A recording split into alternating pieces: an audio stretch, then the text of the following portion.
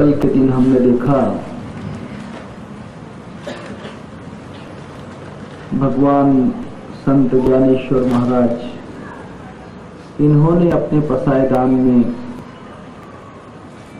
उस परमात्मा से,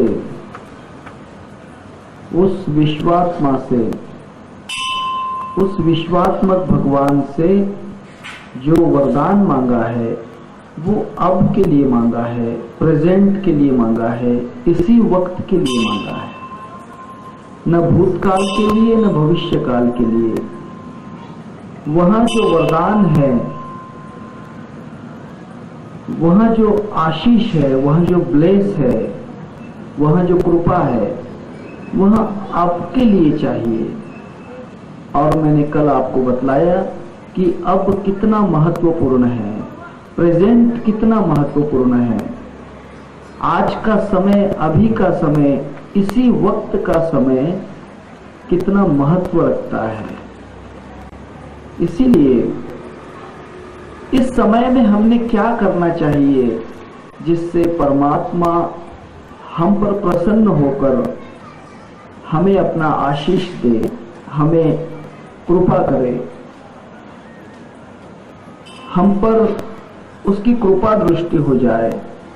संत ज्ञानेश्वर महाराज कहते हैं, येणे वाग यज्ञ तोषावे। आज का प्रवचन पसायदान का जो पहला श्लोक है, ओवी है, उसका जो 1/4 का दूसरा हिस्सा है। पहला हिस्सा था आता विश्वात्म के देवे, जिस पर हमने कल प्रवचन किया।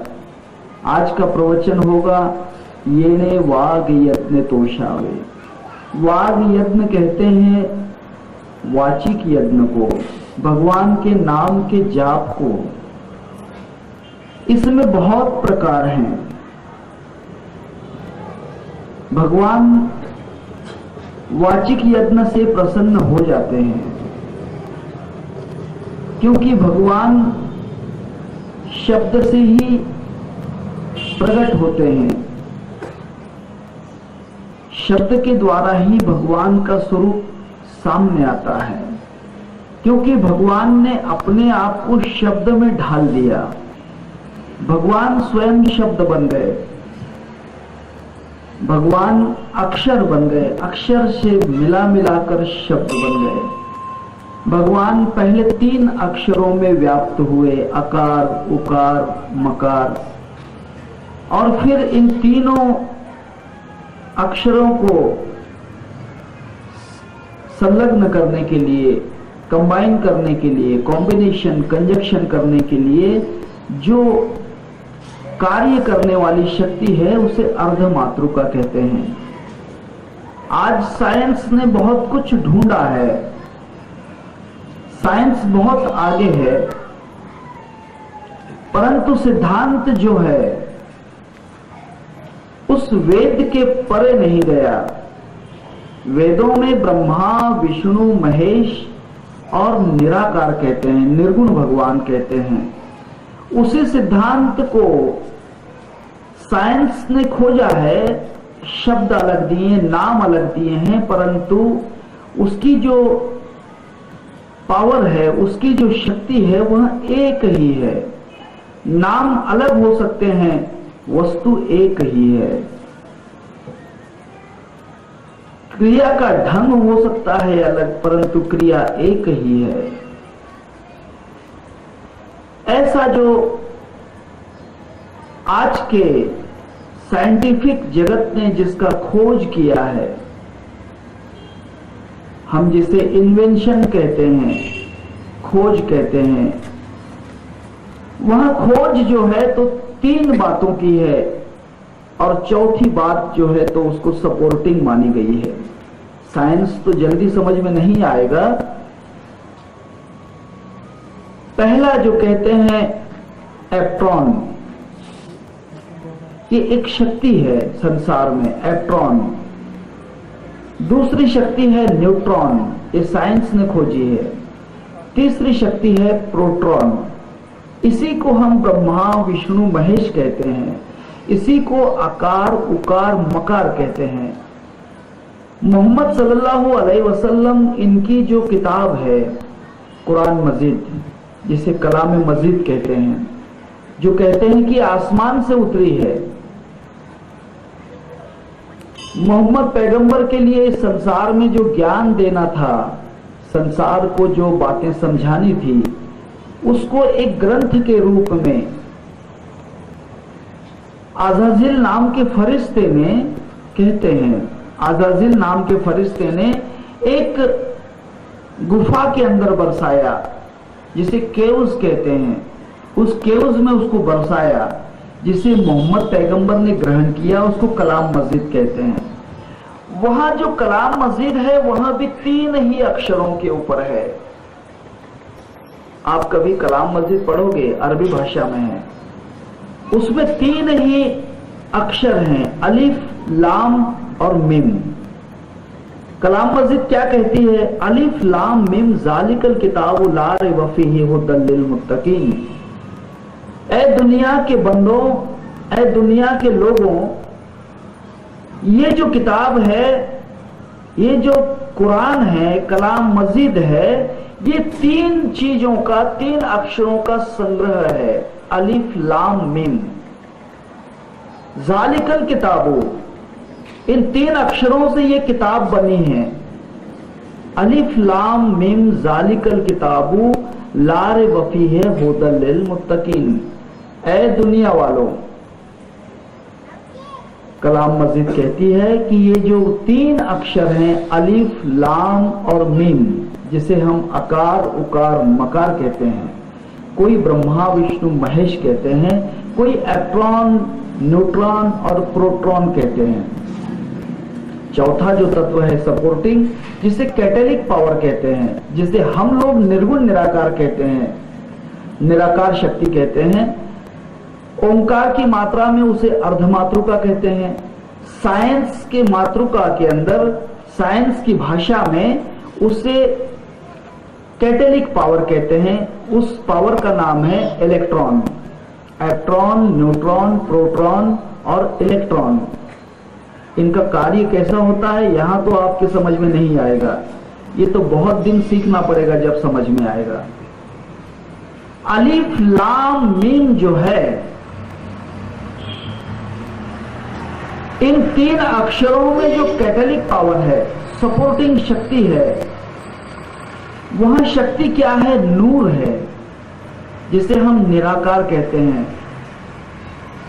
नूर वो चीज है जो दिखाई नहीं देती, निर्गुण वो शक्ति है जो दिखाई नहीं देती,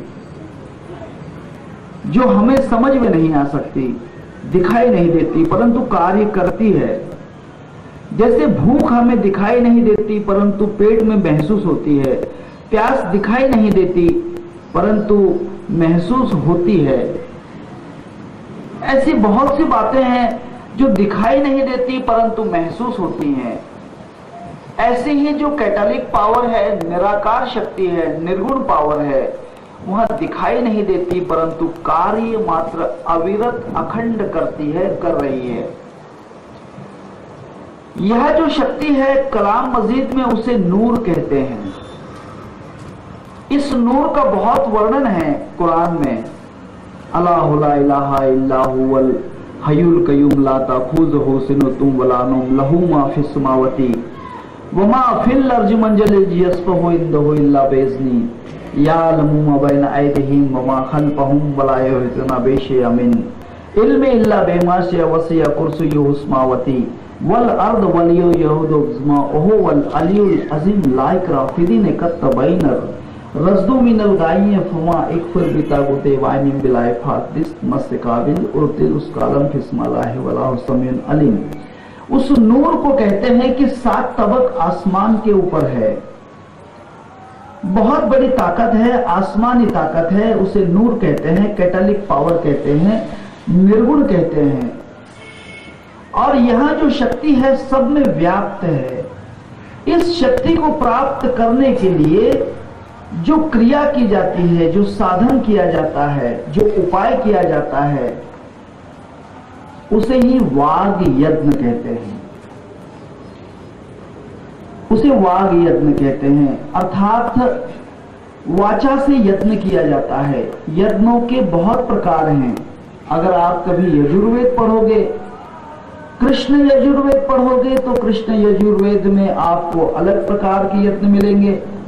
शुक्ल यजुर्वेद पढ़ोगे तो उसमें यत्नों के अलग प्रकार मिलेंगे। सामवेद पढ़ोगे तो उसमें यत्नों के अलग प्रकार मिलेंगे। परंतु संसार के जितने भी यत्न हैं, उन यत्नों को 3 कैटेगरी के अंदर, 3 प्रकार के क्लास में, 3 प्रकार की स्थिति के अंदर व्याप्त किया है। गीता में उसे राजसिक यज्ञ कहते हैं, तामसिक यज्ञ कहते हैं और सात्विक यज्ञ कहते हैं। वही यज्ञ मैंने आपको पहले कहा है, पहले प्रवचन में कहा था, वही यज्ञ कायिक है, वही यज्ञ मानसिक है और वही यज्ञ वाचिक है। कायिक यज्ञ आदमी जिंदगी भर नहीं कर पाता, जिंदगी भर नहीं होता। जब शरीर थक जाता है तो कायिक यज्ञ धीमा हो जाता है, कमजोर हो जाता है। मानसिक यज्ञ जो होता है स्थिर नहीं होता, मानसिक यज्ञ डावाडोल रहता है, कभी इधर कभी उधर, मन कभी स्थिर नहीं होता। इसलिए मानसिक यज्ञ भी बड़ा कठिन है। मन को जीतना, मन के ऊपर ताबा करना या मन के ऊपर सवार होकर फिर यज्ञ करना बड़ा ही कठिन है। जैसे तूफानों में दीपक जलाना, एक तूफान है और उस तूफान के अंदर एक बहुत हवा चल रही है, बवंडर है, साइक्लोन है। तूफान को साइक्लोन कहते हैं। अभी आपने तूफान का नाम सुना होगा, सुनामी। ये तूफान है। इस तूफान में कितनी ताकत होती है, जमीन को हिला देती है, समंदर को हिला सकती है। ये वो ताकत है। इसलिए जैसे तूफान में दीपक जलाना कठिन है, उसी तरह से मानसिक यत्न करना बड़ा ही कठिन है। कोई कोई बिरला कर लेते हैं, मानसिक यत्न पे सवार हो जाते हैं, ऐसी कोई बात नहीं है। मैं ये नहीं कहता हूं कि कोई नहीं कर पाएगा, है करने वाले। कहते हैं कि भक्ति माही वो विघ्न है कि जे कोई बिरला की होए, लाखों माही मिलते नहीं करोड़ों माही होए। करोड़ों में कोई होता है जो मन का यज्ञ कर लेता है। उस यज्ञ करने वाले को मुनि कहते हैं, उसे मुनि कहते हैं, जिसने मन का यज्ञ साध लिया। देखिए, मन के यज्ञ को पूर्ण करने वाले अगस्त्य मुनि हो गए। पहले अगस्त्य मुनि अपने मन के यज्ञ में इतनी ताकत रखते थे। यज्ञों में बहुत बड़ी ताकत है, आपको पता नहीं होगा। यज्ञ में बहुत बड़ी ताकत है। यज्ञ में ब्रह्मांड को हिला सकते हो, ये संसार को हिला सकते हो। यज्ञ की ताकत से भगवान को जहां चाहे वहां प्रकट कर सकते हो। यज्ञ बहुत बड़ी ताकत है, भगवान के लिए चैलेंज है यज्ञ। इसीलिए तो भगवान को यज्ञ पुरुष कहा जाता है। भगवान यज्ञ पुरुष है, यज्ञ के द्वारा प्रकट होता है। तब ये जो मानसिक यज्ञ है, इस पर सवार होना बड़ा ही कठिन है, सामान्य लोगों के लिए बड़ा कठिन है। हाँ, जिसने इंद्रियों को जीत लिया है, जिसने अपने 5 कर्मेंद्रिय और 5 ज्ञान इंद्रिय, इनको अपने वश कर लिया है, वहां फिर मन का यत्न आसानी से कर सकता है। उस यत्न पर वह सवार हो सकता है। तीसरा यज्ञ जिसे संत ज्ञानेश्वर महाराज कहते हैं, वह वाग यज्ञ है, जो सामान्य सभी लोगों के लिए है। छोटे बच्चे भी कर सकते हैं, महिलाएं कर सकती हैं, पुरुष वर्ग कर सकता है, वृद्ध कर सकते हैं, बीमार भी कर सकते हैं। हर कोई जो है इस वाग यज्ञ में प्रवेश कर सकता है। यह वाग यज्ञ इतना आसान है, बड़ा ही सुगम है, बड़ा आसान तरीका है वाग यज्ञ का। भगवान का मुख से गुणगान करना,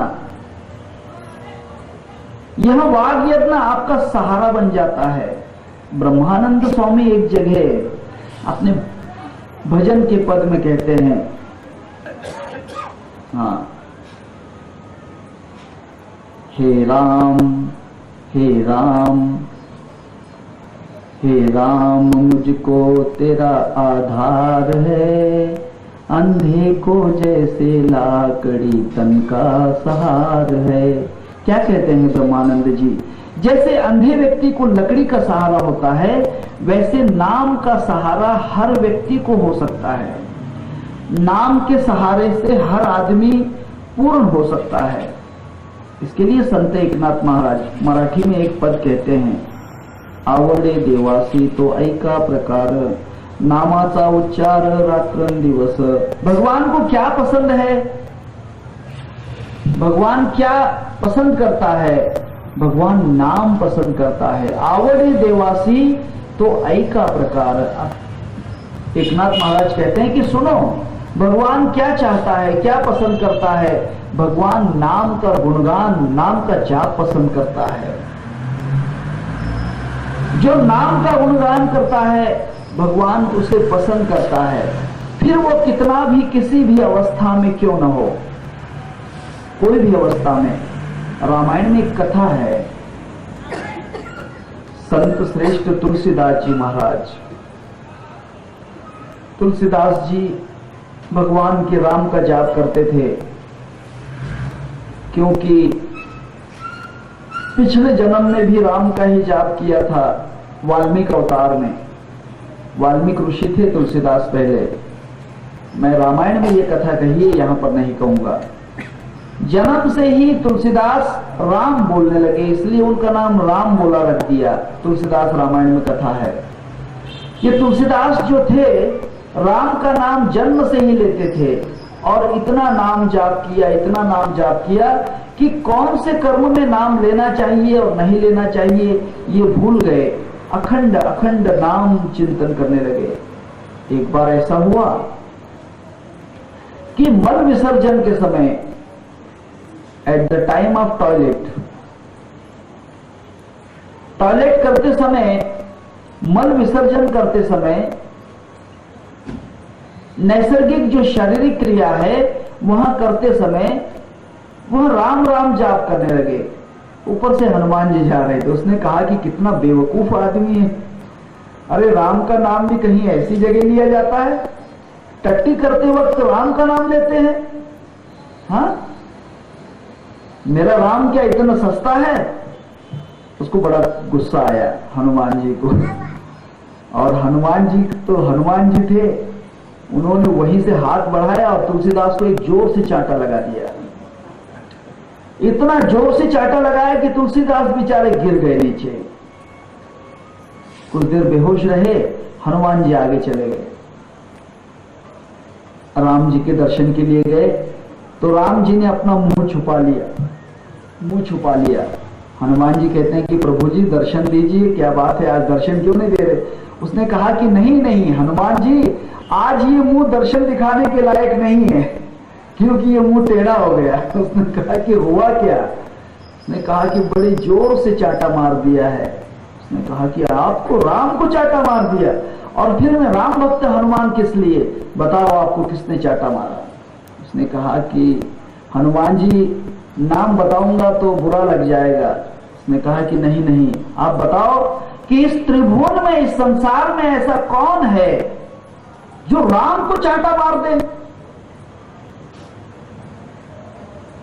राम ने कहा कि ऐसा तो कोई भी नहीं है, मेरे ही परम भक्त ने मुझे चाटा मारा है, और वहां आपका परम भक्त है जो आपको चाटा मारता है। उसने कहा कि हाँ हनुमान जी, यही तो हुआ। आपको चाटा कब मारा? बस सुबह 4 बजे का वक्त था। अच्छा, 4 बजे? मैं सोया हुआ था। राम जी कहते हैं कि मैं विश्राम में था, और उसी वक्त किसी ने बड़ा जोर से चाटा मार दिया। उसने कहा कि मुझे नाम बतलाइए। उसने कहा कि नाम बताऊं? हाँ बतला दो नाम। उसने कहा कि उसका नाम हनुमान जी है। उसका तो नाम हनुमान जी है। उसने कहा कि प्रभु मैं और आपको चाटा मारूंगा। उसने कहा कि हाँ हनुमान जी, तुमने ही मुझे 4 बजे चाटा मारा। उसने कहा कि प्रभु जी ऐसा तो सपने में भी नहीं हो सकता। उसने कहा कि हनुमान जी ऐसा ही हुआ है। उसने कहा कि कब हुआ, मुझे याद दिलाओ।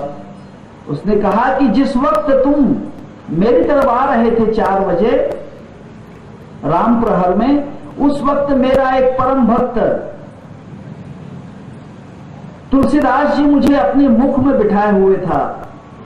मैं उसके मुख में था।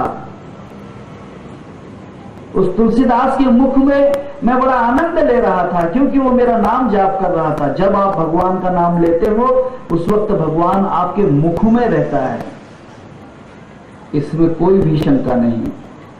उस वक्त मैं उस तुलसीदास के मुख में था और हनुमान जी तूने बड़ी जोर से चाटा मार दिया। वो तुलसीदास तो कहीं रह गया, मेरे ही मुख में बड़ी जोर से मार लग गई। उसने कहा कि प्रभु जी वो तो मैं देखा कि बड़ा अपवित्र अवस्था में था, वहां तो मल विसर्जन कर रहा था, इसलिए मैंने चाटा मारा। उसने कहा कि हनुमान जी तुम नहीं जानते हो, मेरा जो वाग यज्ञ है, मेरे जो नाम का जाप है, वहां पवित्रता अपवित्रता, जागना सोना खाना पीना बैठना उठना, कोई भी कर्म में वहां बाधा नहीं समझता। वहां तो हर कर्म में, हर जगह, हर स्थान पर, हर दशा में लिया जाता है। मैं तो भक्तों की दशा नहीं देखता, भक्तों की पवित्रता नहीं देखता, भक्तों की अपवित्रता भी नहीं देखता। जहां पर वह वाग यज्ञ शुरू हो जाता है, मैं बस उसी वक्त उसके मुख में प्रवेश कर जाता हूं। आपको यकीन नहीं होगा, आपको यकीन नहीं होगा, भगवान उस वक्त मुख में रहते हैं। जिस व्यक्ति के मुख में हमेशा भगवान का नाम चलते रहता है, लेकिन हमारा मुख तो बड़ा ही विचित्र है।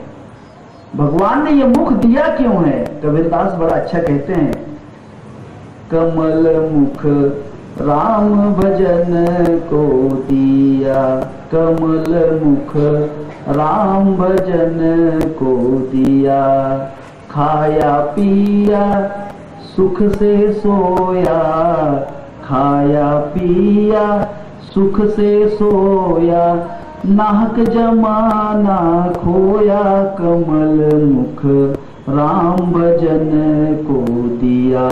हमारा जो मुख है ये भगवान के वाद यज्ञ के लिए है, भगवान के गुणगान के लिए है, भगवान के जाप के लिए है। परंतु हम इस मुख से करते क्या हैं? सोचिए, अपने मुख के तरफ आईने में अपना मुख सामने रखिए, अपना मुख सामने रखिए और देखिए उसमें कि ये मुख क्या करता है। कहीं दिन भर गुटखा तो नहीं चबाता? बुरा मत मानना मेरी बात का, कोई भी बुरा न माने।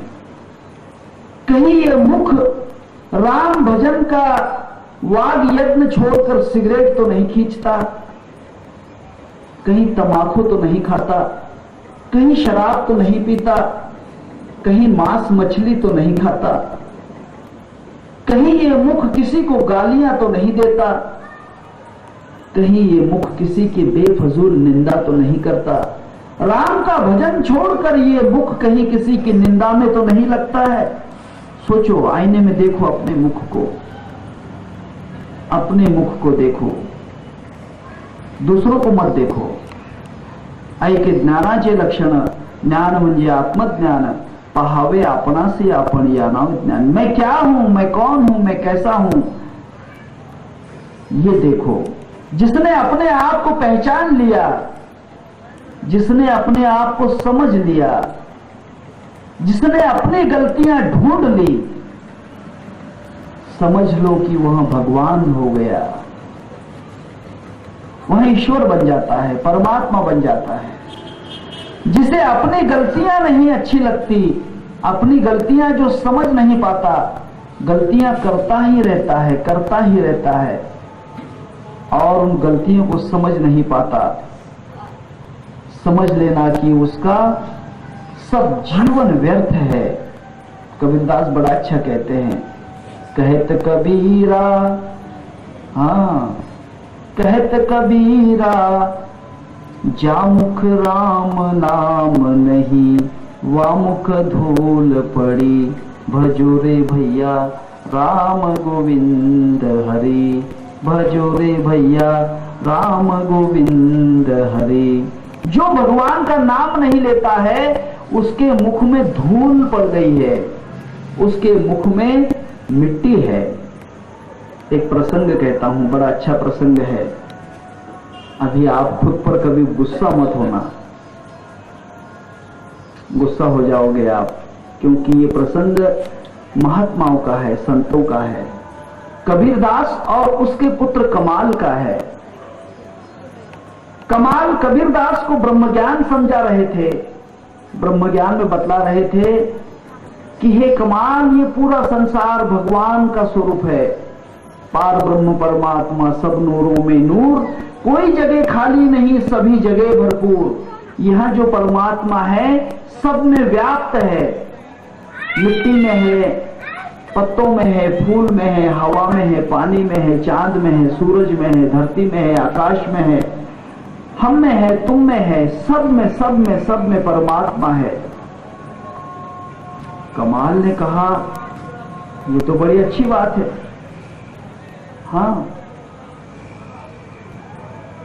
कमाल ने कहा कि प्रभु जी फिर तो मुझे एक बात की शंका होती है, अगर भगवान सब जगह है तो फिर मुझे एक बात की बड़ी चिंता खाई जा रही है। उसने कहा कि वो चिंता क्या है?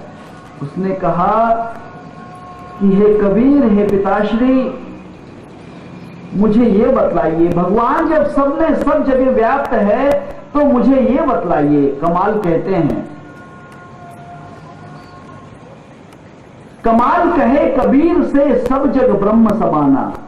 कमाल उसका जो पुत्र है वह कबीरदास से कहता है, कमाल कहे कबीर से सब जग ब्रह्म समाना, कहो कबीरा समझाए कि हम कहां करना पैखाना। भाई जब सब जगह है तो हम टट्टी कहां करें, हम पैखाना कहां करें। कबीरदास कहता है कि चिंता क्यों करते हो, चिंता करने की कोई बात नहीं है।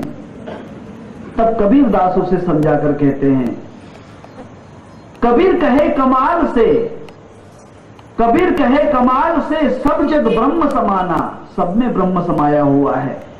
कबीर कहे कमाल से सब जग ब्रह्म समाना, जा मुख राम नाम नहीं, वहीं पर कर पैखाना। जिस मुख में भगवान का नाम नहीं है वो टट्टी का घर है, वो टॉयलेट है। आपको क्या लगता है आपका मुख बड़ा सुंदर है, बड़ा अच्छा है? नहीं नहीं, वो तो पैखाना है। हाँ, टट्टी का घर है। पैखाने की बदबू तो ऊपर आती नहीं क्योंकि पानी भरा हुआ रहता है, उसका जो बर्तन होता है उसमें पानी रहता है, इसलिए नीचे की बदबू ऊपर नहीं आती। इसमें तो वैसा कुछ भी नहीं है। हाँ, इसमें वैसा कुछ नहीं है। मराठी में उसे कोमड़ा कहते हैं, है ना? टॉयलेट में कोमड़ा होता है, उसमें पानी रहता है।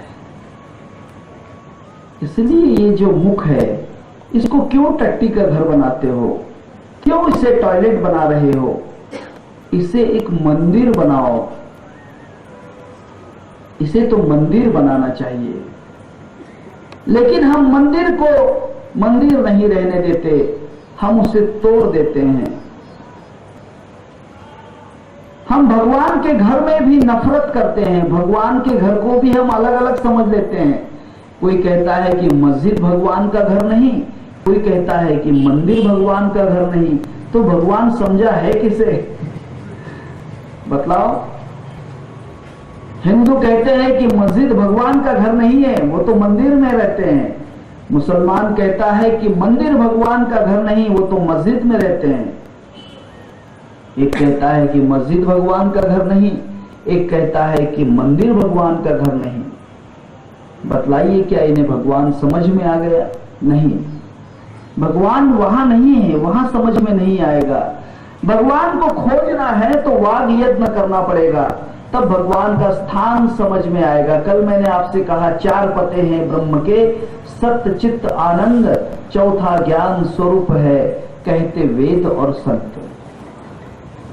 भगवान का जो स्थान है, भगवान का पश्यति सर्वत्र, सर्वम मयामश्य पश्यति तस्याहम न प्रणश्यामि सच में न प्रणश्यति। मैं संस्कृत का उपयोग नहीं करूंगा क्योंकि सबके समझ में नहीं आती है। भगवान हृदय का निवासी है, सबके हृदय में।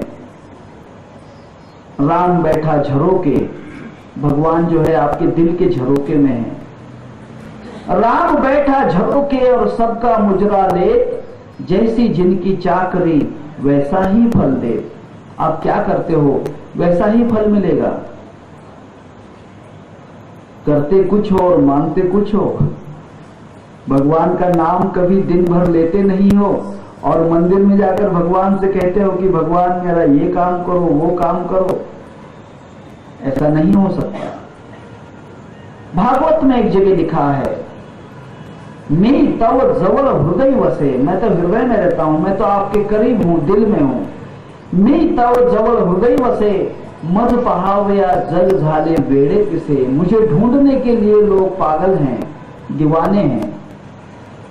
मी तव जवल हृदय वसे, मध पहावया जग झाले बेड़े पिसे। मध पहावया जाती देशो देशे, तया पाहुनी में गदगदा से उद्धवा। हे उद्धव, मैं तो उनके दिल में रहता हूं, लेकिन लोग मुझे बाहर ढूंढ रहे हैं। मैं तो उनके करीब रहता हूं, इतना करीब हूं, इतना करीब हूं। कुरान मजीद में एक छोटी सी लाइन है जिसे रुकू कहते हैं। कुरान में एक जगह लिखा है, नैनो मिन मिनल अकरम मिनल मुकरमीन। भगवान आपकी जो नसें हैं, खून की नसें, इसके भी करीब है, बहुत बहुत करीब है। उसे करीब कहना ही नहीं, वहां मिला हुआ है। मिला हुआ कहना भी दूर है, वहां खुद है। हाँ, वो खुद है। परमात्मा जो है मंदिर तोड़ने से नहीं मिलेगा, मस्जिद तोड़ने से नहीं मिलेगा, मंदिर बनाने से भी नहीं मिलेगा, मस्जिद बनाने से भी नहीं मिलेगा। परमात्मा वाग यत्न से मिलेगा, उसके नाम से मिलेगा, उसके जाप से मिलेगा। कहते हैं एक जगह, कबीरदास बड़ा अच्छा कहते हैं, मंदिर तोड़ो मस्जिद तोड़ो। तोड़ दिया कोई हरकत नहीं, कोई बात नहीं। बना दोगे तो भी कोई बड़ी बात नहीं। ऐसे तो कितने ही मंदिर बनते हैं और कितने ही टूट जाते हैं। दुनिया के कितने मंदिर बने होंगे और कितने मंदिर टूटे होंगे। कितने मंदिर और बनेंगे और कितने टूट जाएंगे। लेकिन भगवान जैसे वैसे ही है। मंदिर तोड़ो मस्जिद तोड़ो, नहीं किसी का मजाका है। बंदे दिल मत किसी का तोड़ो, वही तो घर खास खुदा का है। कबीरदास कहते हैं, नामे मंदिर नामे मस्जिद। मैं मंदिर में नहीं हूं, मैं मस्जिद में नहीं हूं। नामे मंदिर नामे मस्जिद नामे काशी और कैलाश में। मैं काशी में भी नहीं मिलूंगा, कैलाश में भी नहीं मिलूंगा। नामे मंदिर नामे मस्जिद नामे काशी और कैलाश में। नामे व्रत नामे तीर्थ, ना हूं मैं उपवास में, क्यों भूखे मर रहे हो। भगवान का नाम जाप करो, भूखा रहने की कोई आवश्यकता नहीं। हमेशा खा हमेशा पी, न गफलत से रहो एकदम। एक भी सांस नहीं जाना चाहिए फालतू। हमेशा खा हमेशा पी, न गफलत से रहो एकदम। पकड़ दस्त फरिश्तों का तू गुलाम, उनका कहा ताजा। अगर है शौक मिलने का तो हर दम लो लगाता जा। नामे मंदिर नामे मस्जिद नामे काशी और कैलाश में। नामे व्रत नामे तीर्थ, ना हूं मैं उपवास में। खोजी हो तो तुरंत मिल जाऊं,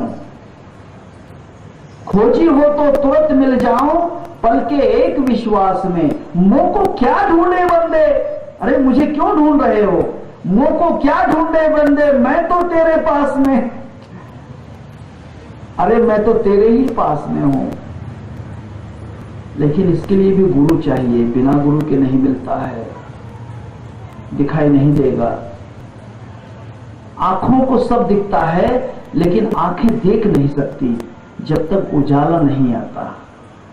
आंखें सब देखती हैं लेकिन अगर रोशनी ना हो तो आंखें कुछ भी नहीं देख सकती। आंखों को खुद नहीं दिखता है, उसे रोशनी की जरूरत है। इसीलिए भगवान आपको खुद नहीं दिखेगा, उसे गुरु की जरूरत है, महात्माओं की जरूरत है, संतों की जरूरत है। इसीलिए तो कहते हैं कबीरदास, संत मिले तब मैं मिल जाऊं, ऐसे नहीं मिलूंगा। संत मिले तब मैं मिल जाऊं, संतन मुझसे न्यारे, मैं संतन के पीछे जाऊं, जहां जहां संत सिधारे। अगर मुझे पाना चाहते हो तो गुरु के पास जाइए, संतों के पास जाइए। मैं ऐसे नहीं मिलूंगा। इसीलिए तो कहते हैं, जिस कारण हम ढूंढते फिरे, मैं भगवान को ढूंढता रहा, मंदिरों में, मस्जिदों में, काशी में, कैलाश में, व्रत में, तीर्थ में, उपवास में, हर जगह ढूंढता रहा, लेकिन दिखा नहीं। लाखों सर को पटक के मर गए, कितने ही लोग सर पटक के मर रहे हैं।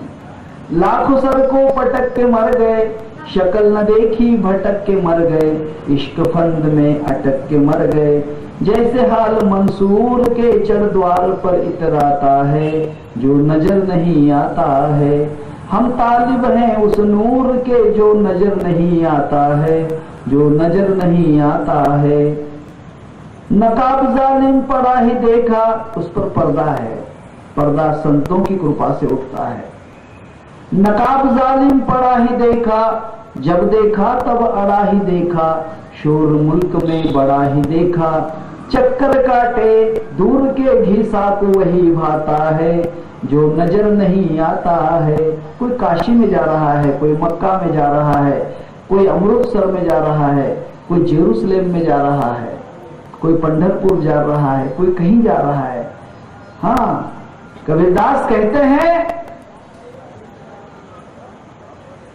जिस कारण हम ढूंढते फिरे और करते आस उम्मीद कि यहां मिल जाएगा, वहां मिल जाएगा, ऐसे मिल जाएगा, वैसे मिल जाएगा, नहीं मिला। जिस कारण हम ढूंढते फिरे और करते आस उम्मीद, सो तो अंतर्गत मिलिया, गुरुमुख पाया भेद। गुरु से वो रास्ता पाया, गुरु से वो रास्ता जान लिया, तब वहां दिखाई दिया, तब मुझे मेरे सामने वो आ गया। इतना आसान है, इतना आसान है, कुछ भी नहीं। आंखें खुली हैं फिर भी दिखाई नहीं देता। जरा सी रोशनी की किरण अगर प्रकट हो जाए तो फिर सब सामने है, सब सामने है, सब सामने है। परमात्मा बिल्कुल सामने है। उसके लिए हमें करना है वाग यज्ञ। येणे वाग यज्ञ तो शावे, हे भगवान तुम मेरे इस वाग यज्ञ पर प्रसन्न हो। मैं जो आपका नाम लेता हूं उस पर तू प्रसन्न हो। नाम लेते समय गर्व मत कीजिए, पहली शर्त यह है। मैंने इतने बार नाम लिया ये कभी किसी से मत कहिए, दूसरी शर्त है। मैं तो 10,000 जाप करता हूं। कुछ लोग बड़े विचित्र हैं। आज के कलयुग में एक मशीन निकली है जाप करने की, उस मशीन में जाप करते हैं और उसके ऊपर अंक आते हैं, 50,000 हो गया, 50,001, 50,002, 50,003। कैसे विचित्र भक्त हैं, गिन गिन कर भक्ति करते हो। भगवान का नाम भी गिन गिन कर करते हो। भगवान का जाप करने के लिए मशीन हाथ में ले ली और गिनती कर रहे हैं उसकी। कुछ लोग तो बड़े विचित्र होते हैं, हाथ में तस्बीह रहती है, माला रहती है, बस रास्ता देखते हैं कि कब वहां सुमेरु मणि आ जाए। सुमेरु मणि का मतलब होता है एक मणि होता है, 108 मणि के बाद में एक मणि आता है, उसे सुमेरु कहते हैं। कब आएगा सुमेरु, कब आएगा सुमेरु, कब आएगा सुमेरु। उसका रास्ता देखते हैं कि जल्दी हो जाए तो बड़ा अच्छा है, जल्दी हो जाए तो बड़ा अच्छा है। मुझे कॉफी लेना है, मुझे चाय लेना है, मुझे नाश्ता करना है, कब आएगा सुमेरु, कब आएगा सुमेरु। ये जाप नहीं है। कर की माला फेरत फेरत गया न मन का फेर, मन का फेर ये तब मिटे 84 फेर।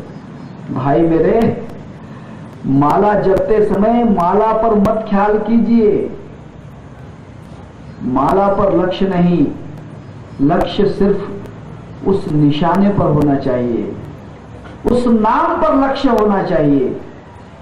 क्योंकि मैंने आपको कहा कि भगवान को नाम बड़ा ही प्रिय है। भगवान अक्षरों से शब्द बने। भगवान तो निराकार थे, निराकार ही थे, परंतु वे संसार के लिए शब्द रूप में प्रकट हुए। इस संसार को भी शब्द से ही बनाया है, हम भी शब्द से बने हैं। पूरा संसार, पूरी दुनिया, पूरी मखलूक, संसार जितना भी है वह शब्द से ही बना है। एक जगह बड़ा अच्छा लिखा है, पंडित भैयाराम शर्मा, उनके एक पद में है, सब शून्य यहां तम रूप था, अर्थात ना धरती थी, ना आसमान था, ना चांद था, ना सूरज था, कुछ भी नहीं था। सब शून्य यह तम रूप था, कुछ भी न आकार था, एक शक्ति थी पार ब्रह्म की और कुछ न वारा पार था।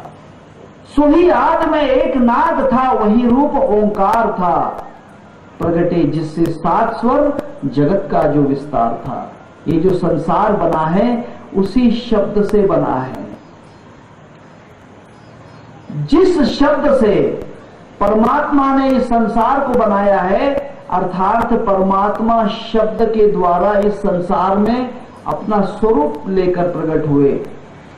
परमात्मा ही ये जगत बना हुआ है। ये पूरा संसार परमात्मा का ही रूप है, कोई दूसरी चीज नहीं है, दूसरी चीज नहीं। जिस व्यक्ति को लगता हो कि परमात्मा कुछ और है और ये संसार कुछ और है, दुनिया कुछ और है, समझ लेना कि वह अंधा है, उसे भगवान नहीं समझ में आया, उसके पास वहां ज्ञान की दृष्टि नहीं। परंतु जिसे महसूस हो गया कि परमात्मा को खोजना नहीं है, परमात्मा तो सब कुछ यही है, ये तुलसी भी परमात्मा है, घड़ियाल परमात्मा है, किताब परमात्मा है, माइक परमात्मा है, यह जो पत्रे का शेड है ये परमात्मा है, धरती परमात्मा है, आसमान है, चांद है, सूरज है, सब कुछ तो वही बना है। एको हम बहुश्याम द्वितीय नास्ति, मैं ही सब कुछ बना हूं। ज्ञानेश्वरी में मराठी में बड़ी अच्छी एक पद है, बीजची झाले तरु, भांगारूच झाले अलंकारू, तैसा माझा एकाचा विस्तारू, ते हे जग पार्था। ये जो जगत है मेरा ही विस्तार है, और ये जो विस्तार है मेरे से शब्द बना, उस शब्द से मातृकाएं बनी और उस मातृकाओं से पूरा संसार बना है। अकार उकार मकार, अकार से सत्वगुण बना, मकार से तमोगुण बना और रकार से जो है तो रजोगुण बना। ये रजोगुण तमोगुण और सत्वगुण से पूरा संसार है। गीता में कहा है, रजस्तम सत्वैति गुणा प्रकृति संभवा, निबद्धते महाबाहो देहि देहिनाम वयम। ये संसार जो है 3 गुणों का बना हुआ है, रजस्तम सत्वैति गुणा प्रकृति संभवा। ये जो प्रकृति है, संसार जो है, देखिए प्रकृति शब्द बड़ा ही महत्वपूर्ण है। इस जगत को प्रकृति कहते हैं। यह जगत स्वकृति नहीं है, स्वकृति और प्रकृति बड़ा ही महत्वपूर्ण शब्द है। जिसे प्रकृति शब्द समझ गया वहां परमात्मा को समझ गया, और स्वकृति जिसने समझ लिया, कुछ लोग कहते हैं अंधश्रद्धा निर्मूलन वाले, वह कहते हैं कि ये संसार अपने आप बन गया, कोई भगवान नहीं है, कोई परमात्मा नहीं है, वे स्वकृति कहते हैं। वो कहते हैं दैट इज द नेचर। ये निसर्ग से बना हुआ है, नेचर से बना हुआ जगत है, इसमें कोई परमात्मा नहीं। वह स्वकृति कहते हैं, ये अपने आप बन गया। लेकिन वेदांत उसको नहीं मानता। वेदांत कहता है कि यह अपने आप नहीं बनता, ये प्रकृति है। प्रकृति है, किसी की बनाई हुई कृति है। बिना बनाए कोई नहीं बन सकता, बिना बनाए कभी नहीं बन सकता। ये बनाने वाला कुछ और है, इसीलिए इसे प्रकृति कहते हैं, स्वकृति नहीं। स्वकृति अंधश्रद्धा निर्मूलन वाले कहते हैं। वे कहते हैं कि इसे किसी ने नहीं बनाया, ये खुद बन गया। खुद नहीं बनता है, बिना बनाए कोई चीज नहीं बनती। एक जगह बड़ा अच्छा पद है, दो मिलकर एक बने हैं, एक से एक बने ना। दो चीजें जब इकट्ठी आती हैं तब तीसरी चीज बनती है। मैं इसका विस्तार नहीं करूंगा। स्त्री पुरुष एक होते हैं तब पुत्र निर्माण होता है, माया और ब्रह्म एक होते हैं तब संसार निर्माण होता है। दो मिलकर एक बने हैं, एक से एक बने ना। प्रकाश और आंखें एक होती हैं तब दृश्य निर्माण होता है। शब्द और कान इकट्ठे होते हैं तब आवाज, जिसे हम श्रवण कहते हैं, वह निर्माण होता है। जीव और वायु इकट्ठी होती है तब हमारे मुख से आवाज निकलती है। भूख और अन्न जब इकट्ठे होते हैं, भूख और अनाज भोजन इकट्ठा होते हैं तब तृप्ति निर्माण होती है। विचार कीजिए, कोई भी चीज एक से नहीं बनती। तब ये स्वकृति नहीं है, यह प्रकृति है। ये संसार को प्रकृति कहते हैं,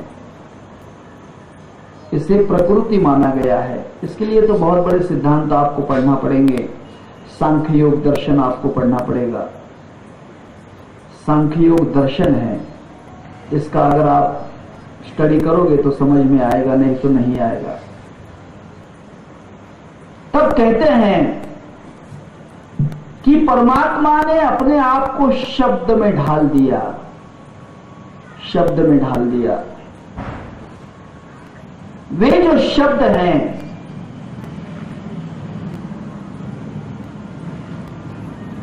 वे शब्द बड़े ही काम के हैं, परमात्मा तक पहुंचाने वाले शब्द होते हैं। कोई भी शब्द जो होता है खाली नहीं, हर शब्द में परमात्मा का ही स्वरूप व्याप्त है। कोई भी शब्द हो, परमात्मा का ही स्वरूप है। अगर किसी ने किसी को गालियां दी तो उस गालियों में भी परमात्मा का स्वरूप व्याप्त है। आप कहोगे कि ये कैसे हो सकता है? बिल्कुल है, क्योंकि आप अपनी माताजी को भगवान मानते हो ना, मातृ देवो भव। पिताजी को भगवान मानते हो ना, पितृ देवो भव मानते हो ना। किसी ने आपको मां के ऊपर गाली दी तो आपको क्रोध आता है कि नहीं? क्योंकि मां के ऊपर दी हुई जो गाली है उसमें मां रूपी भगवान है। मेरी बात समझ में नहीं आई? गालियों में भी भगवान है। तरुण सागर जी का एक बड़ा अच्छा दृष्टांत मेरे समझ में आया। उन्होंने कड़वे प्रवचन में एक जगह कहा है कि गालियां जो है उनका विचार करो तो उनमें भी अच्छा अर्थ निकल आता है। एक जगह पति पत्नी का विवाद हुआ, झगड़ा हो गया। होता रहता है पति पत्नी का झगड़ा, अगर सुबह सुबह नहीं हुआ तो शाम में होना ही चाहिए, सुबह शाम में हुआ तो और समय तो होना ही चाहिए। जय श्री कृष्ण। फिर तो होना ही चाहिए। वे भाग्यवान पति और पत्नी हैं जिनका झगड़ा सुबह शाम होता है, बाद में नहीं होना चाहिए। झगड़ा तो होना ही चाहिए, ऐसी बात है। झगड़े बिगर संसार नहीं है। संत तुकाराम महाराज कहते हैं, रात्रंदिवस आमा युद्धाचा प्रसंग। रात और दिन में लड़ रहा हूं, रात और दिन लड़ रहा हूं, हर समय लड़ रहा हूं। तब आपको एक छोटा सा दृष्टांत कह दूं, लड़ने की ताकत निर्माण होना चाहिए। लड़ना ही नाम शौर्य है। जैन धर्म लड़ाई का नाम है, जैन धर्म ताकत का नाम है, जैन धर्म शौर्य का नाम है, क्योंकि जैन धर्म जो है क्षत्रियों से निर्माण हुआ है। आपको पता नहीं होगा कि जैन धर्म जो है उसके 24 केवली वे क्षत्रिय पुत्र हुए हैं, सब क्षत्रियों के, कोई ब्राह्मण पुत्र नहीं। आखिरी जो थे महावीर जैन, ये एक ब्राह्मण स्त्री के गर्भ में थे, ब्राह्मण पुत्र होने वाले थे, परंतु 24वें केवली पुरुष थे, महात्मा होने वाले थे। इसीलिए देवताओं ने उस ब्राह्मण स्त्री के गर्भ से निकालकर, उस बच्चे को उसके गर्भ से निकालकर एक क्षत्रिय राजा की जो रानी थी उसके गर्भ में उसको प्रविष्ट किया। जैसे बलराम जी को माया ने देवकी के गर्भ से निकालकर रोहिणी के गर्भ में स्थापित किया। इसे संकर्षण पुत्र कहते हैं, संकर्षण पुत्र, भागवत में भी कथा है ये। तब एक ब्राह्मण स्त्री से उसके गर्भ से निकालकर क्षत्रिय के गर्भ में उसको प्रविष्ट कराया, और वर्धमान महावीर जो थे ब्राह्मण से क्षत्रिय के घर में जन्म लिए, क्योंकि इनका धर्म जो है लड़ाई का धर्म है। किससे लड़ना है? लड़ना किससे है? विचार कीजिए। दूजे से नहीं लड़ता नौला, देता पिंड को मार। ज्ञानी लड़ते ज्ञान से, ज्ञानी दूसरों से नहीं लड़ते, ज्ञानी लड़ते ज्ञान से और अपना अंग संवार। दूजे से नहीं लड़ता नौला, देता पिंड को मार। खुद के शरीर से लड़ना है, शरीर की बुराइयों से लड़ना है, शरीर के बुरे कर्मों से लड़ना है, शरीर की बुरी आदतों से लड़ना है, शरीर की वासनाओं से लड़ना है, शरीर के विषयों से लड़ना है, शरीर में जो अज्ञान है उससे लड़ना है। दूजे से नहीं लड़ता नौला, देता पिंड को मार। तब ये जो लड़ाई है, इस लड़ाई के समय गीता में बड़ा ही अच्छा वर्णन है। माम अनुस्मरश्य युद्धच्च, मुझे स्मरण कर, मुझे याद करता जा, मेरा वाग यत्न करता जा, और हे अर्जुन तू लड़ता जा, कुछ नहीं होगा, लड़ता जा लड़ता जा, सिर्फ मुझे याद कर, मेरा नाम तू याद कर। मां मनुस्मर युद्धच्च, मेरा स्मरण कर और लड़ता जा, मेरा स्मरण कर और लड़ता जा। बुराइयों से लड़ना है तो भगवान को स्मरण करो, वाग यत्न करो। वासनाओं से लड़ना है तो भगवान का स्मरण करो, वाग यत्न करो। बुरे कर्मों से लड़ना है तो वाग यत्न करो। लोभ से लड़ना है, क्रोध से लड़ना है, अहंकार से लड़ना है।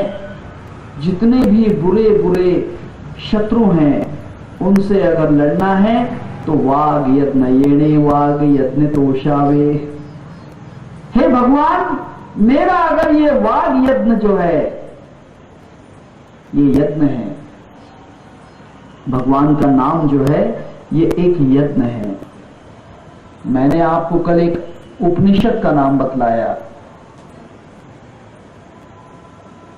108 उपनिषद भारतीय संस्कृति में आज मौजूद हैं। वैसे तो गोरखपुर ने 256 उपनिषद बतलाए हैं, लेकिन मेरे पढ़ने में नहीं आए। अभी तक मुझे 108 उपनिषद मिले हैं। वे जो 108 उपनिषद हैं, उन उपनिषदों में एक सबसे बड़ा, सबसे विस्तृत उपनिषद है जिसका नाम मैंने कल बतलाया था। कोई नाम बतला देगा? हाँ, बृहदारण्यक उपनिषद। बृहदारण्यक उपनिषद में यज्ञ के बारे में प्रश्न है। ऐसे तो प्रश्न बहुत हैं। गार्गी और मैत्रेयी ने बहुत प्रश्न किए याज्ञवल्क्य जी से। जनक राजा के गुरु थे याज्ञवल्क्य। उसमें यज्ञ के विषय में प्रश्न किया है।